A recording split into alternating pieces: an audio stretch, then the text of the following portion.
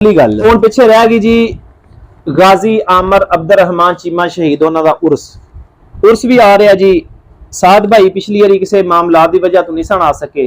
साडी फिर उत्थे गाजी आमर अब्दुर्रहमान चीमा शहीद उन्होंने घर साध भाई ने मुलाकात हुई सी। डॉक्टर साहब भी सन, सुल्तानी साहब भी, मैं भी सन, हाजी साहब भी सन।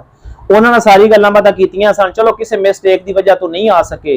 उन्हें कहा सी कि तुसीं 10-15 दिन पहला आ जाया जे। ਇਹ ਤੁਹਾਡੇ ਨਾਲ ਨਾ ਮਸ਼ਾਵਰਤ ਇਸ ਤੋਂ ਕਰਨੀ ਹੈ ਕਿ ਸਿਰਫ ਤੁਹਾਨੂੰ ਨਾਲ ਲੈ ਕੇ ਟੁਰੇ ਆ, ਤੁਹਾਡੇ ਬਗੈਰ ਸਾ ਕੋਈ ਮਾਮਲਾ ਨਹੀਂ ਕਰਨਾ। ਤੁਹਾਨੂੰ ਅਸੀਂ ਨਾਲ ਲੈ ਕੇ ਟੁਰੇ ਆ, ਅਸੀਂ ਇਖਲਾਸ ਮੋਹਲਸ ਹੋ ਕੇ ਤੁਹਾਨੂੰ ਹਰ ਗੱਲ ਸ਼ੇਅਰ ਕਰਨੀ ਹੈ। ਤੁਹਾਡੇ ਕੋਲ ਮਸ਼ਵਰਾ ਲੈਣਾ, ਜਿਹੜੀ ਤੁਸੀਂ ਗੱਲ ਦੱਸਣੀ ਹੈ ਇਨਸ਼ਾਅੱਲਾ ਮਹਲੂਜੇ ਹੱਥ ਰੱਖਿਆ ਜਾਏਗਾ।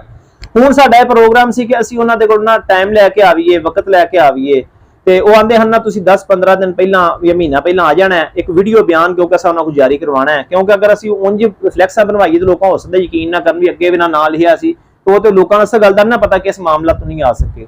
हुण उहदे विच ना असीं एक दो चलो साडे अपने प्यार वाले जी ने उन्हां नाल मशवरा कीता सी।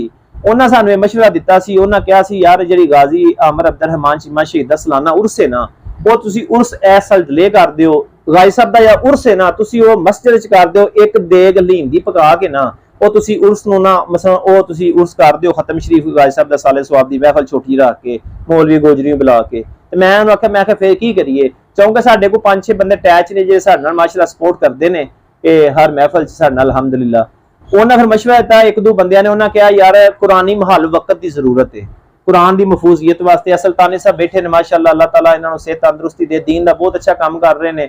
बड़ा स्ट्रगल इन्हां सुल्तानी साहब दा मदरसे च कर रहे हैं, होर भी पूरे इलाके च माशाअल्लाह दीन दा ये भी कुरानी मुकद्दस और राक दा ये काफी साल करते रहे हैं।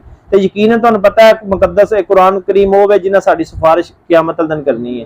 ते कुरानी मुकद्दस और राक अगर थल्लियों चुक के इंज करके चुम के उत्ते रखण नाल मैं तारीख विच बंदे बख्शे वेखे ने, तारीख विच लोग वो भी बख्शे वेखे ने कि एक मुकद्दस राक चुकिया चुमे उच्ची जगह सिर्फ रखिया, तजीम की, पढ़िया भी नहीं। अल्लाह तबारक व तआला ने उन्हां ते नेमतां रहमतां दे अनामात कर दिते ने। किस हक च हां कदीर है कुरानी महल हां मद समीला हां उमर तो हां मद लो जी फौजी साहब माशाअल्लाह मेजोरिटी जिहड़ी है ना कुरानी महल ते वे। ये फौजी साहब साडे माशाअल्लाह जी लबैक यासुल्ला फाउंडेशन है ना, साडे सरपरस्त आला भी ने फौजी साहब। ते वो तो मैं पूछया ना मेजोरिटी इतले तुसी दसो जान तो चीज कीता जाने कि जैसे विरम दा खतरा हो गया जान दा बाद एक फैसले होना ना। हां जी ਵੱਡਿਆਂ ਬੰਦੇ ਬੈਗ ਜਦੋਂ ਕੱਟ ਹੋਣਾ ਉਹਨਾਂ ਦੀ ਸਲਾਹ ਲਈ ਜਾਣੀ। हां जी हां जी ਇਹ ਸਾਰੇ 15-20 ਬੰਦੇ